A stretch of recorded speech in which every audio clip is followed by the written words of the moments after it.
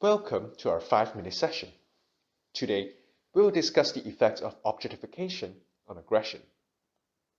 In Cantonese, there is a special slang known as the thwarted. This term refers to a person who was used by someone without receiving any reciprocate treatment. Imagine yourself being in the same situation and treated in the same way by your friends.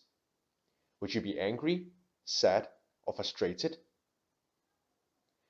In psychology, the phenomenon of being used by others is conceptualized by objectification. We define it as the act of manipulating someone as an object to achieve instrumental goals. These actions are considered dehumanization, and the victim's free will is deprived. With the rapid development and awareness raised on this topic, Dr. Poon and his team had put immense interest in this area and conducted a research study investigating the relationship between objectification, aggression, and perceived control. To understand how these three variables interact, two research questions will need to be addressed. Let's begin with the first question. How can objectification lower perceived control? Objectified people are often deprived of the fundamental needs of mastering destiny, actualizing potential, and their needs, feelings, and opportunities are often denied. These factors contributed to the violation of one's perceived control, meaning they cannot control their destinies. Therefore, objectification should lower perceived control. The second question you may wonder is, how can objectified people use aggression to regain perceived control? According to the basic motivation processes, people are motivated to restore their perceived control after being objectified. Moreover, researchers proposed that aggression might be considered as a way to restore perceived control because people can symbolically assert superiority by controlling others.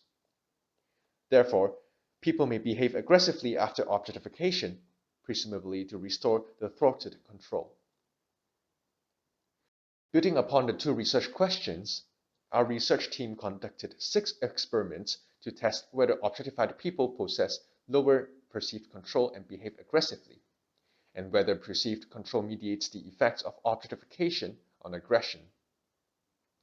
In addition, we tested whether restoring objectified people's perceived control weakens their aggressive tendencies.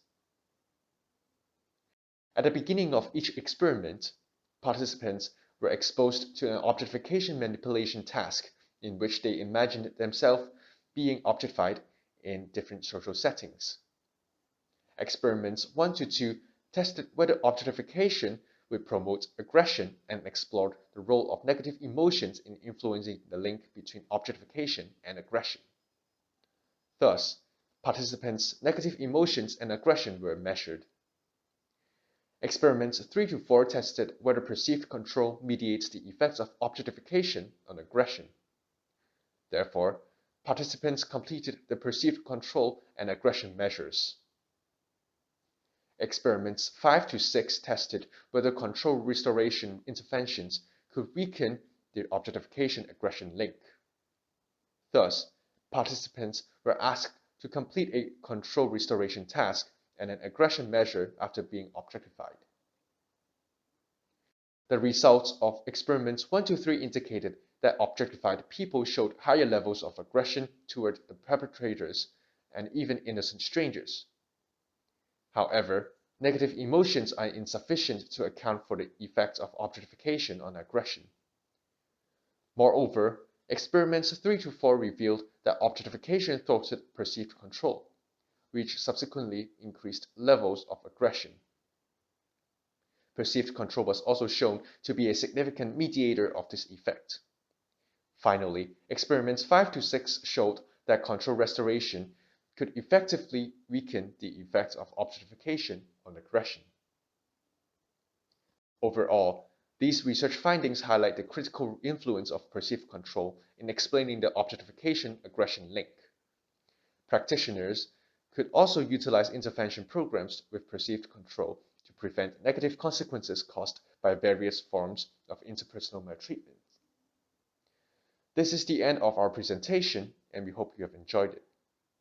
If you would like to learn more about the research, you can scan the QR code to access the full article. Thanks for listening, and see you next time.